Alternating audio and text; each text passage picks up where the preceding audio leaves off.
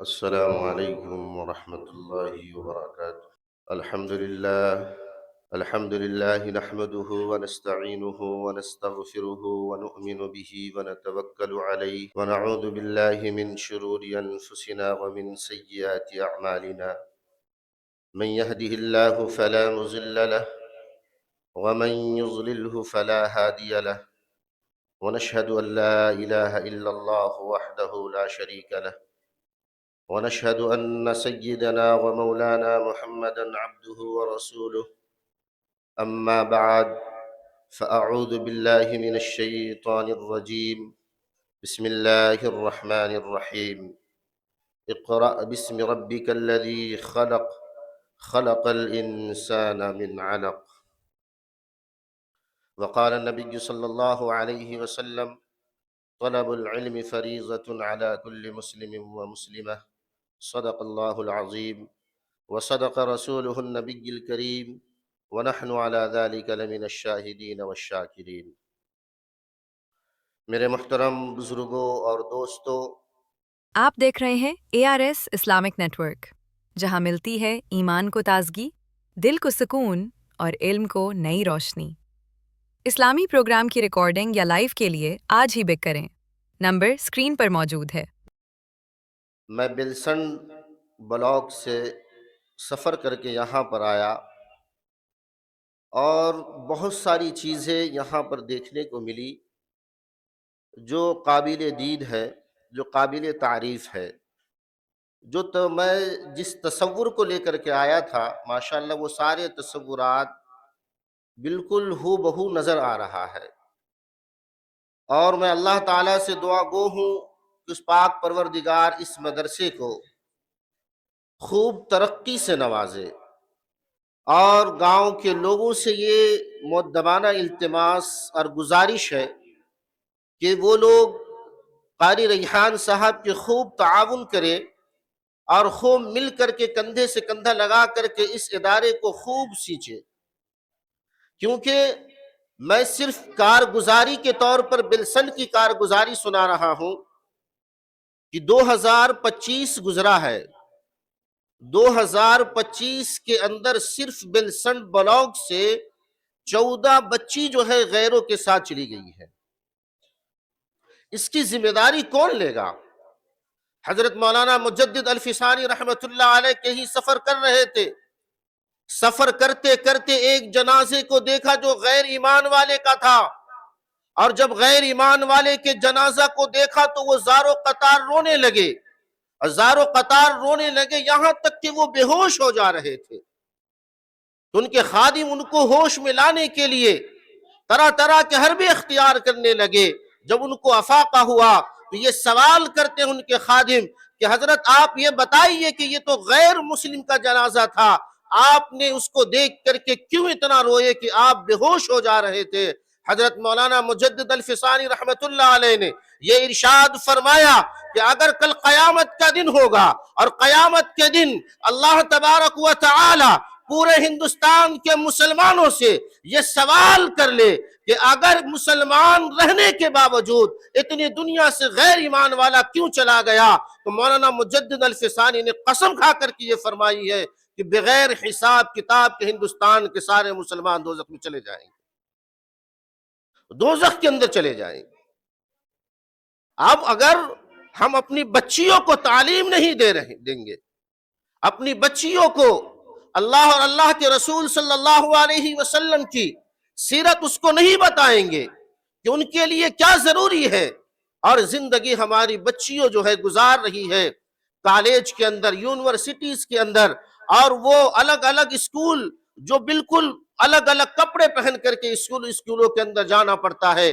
میرے محترم بزرگوں اور دوستوں، میں یہ عصری تعلیم کا مخالف نہیں، لیکن سب سے پہلے اگر اپنے بچیوں کو کچھ دینا ہے یا بچوں کو اگر کچھ دینا ہے تو پہلے ایمان اور مسلمان بنا دیجئے، پہلے مسلمان بنائیے اس کو، اس کے بعد آپ ڈاکٹر بنائیں، انجینئر بنائیں، اس کے آپ جو ہے وکیل بنائیں، جو آپ کو اچھا لگے، جو چیز آپ کو بہتر سمجھ میں آئے آپ اس کو بنائیں۔ میرے محترم بزرگوں اور دوستوں، صرف اگر بلسن حلقے کا، بلسن بلاک کا یہ معاملات ہے کہ ایک بلاک سے 14 बच्ची एक साल के अंदर गैर मुस्लिमों के साथ चली जा रही है, तो पूरे हिंदुस्तान में कितने ब्लॉक होंगे, कितनी जगह होगी, और उस जगह से जो है लोग इस तरीके के जा रहे हैं। आखिर इसकी वजह क्या है? उसकी वजह यही है कि मुसलमानों ने उस रास्ते को छोड़ा जिस रास्ते पर अल्लाह ने अपने बेटियों की तालीम दी। अल्लाह तबारक व तआला ने अम्मा आयशा रज़ी अल्लाह तआला अन्हा को बताया, और जैसे अभी बच्चियों ने ये बात कही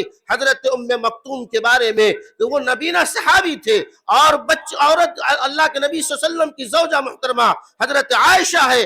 और हजरत आयशा सवाल करती है, अल्लाह के नबी सल्लल्लाहु अलैहि वसल्लम, ये तो नबीना है, ये तो देख नहीं सकते। अल्लाह के नबी सल्लल्लाहु अलैहि वसल्लम ने फरमाया, ऐ आयशा, ये तो नबीना है, ये नहीं देख सकते, लेकिन तुम तो इसको देख सकती हो, तुम इसको देख सकती हो। तो अपने घरों के लिए जरूरी ये चीज है कि अपनी बच्चियों को जो है तालीम से आरास्ता करे। और वो तालीम क्या होनी चाहिए? सबसे पहले जो है अल्लाह और अल्लाह के रसूल की तालीम उसको दे, कुरान की तालीम उसको दे, अहादीस की उसको तालीम देंगे तो इंशाअल्लाह वक्त आएगा कि इस दुनिया के अंदर भी आपके कदम को जो है अल्लाह वो नूर से मुनव्वर करेगा, जो वो सर को आपके जो है जो ताज रखा जाएगा, जो चांद और सूरज से भी ज्यादा कीमती और खूबसूरत होगा। तो हमको ये चाहिए कि अपने नौनहाल बच्चे को, जो फूल सा बच्चा आपको अल्लाह ने दिया है, उस बच्चे को दिल के अंदर जो है सबसे पहले अगर कोई काम अगर आपको करना है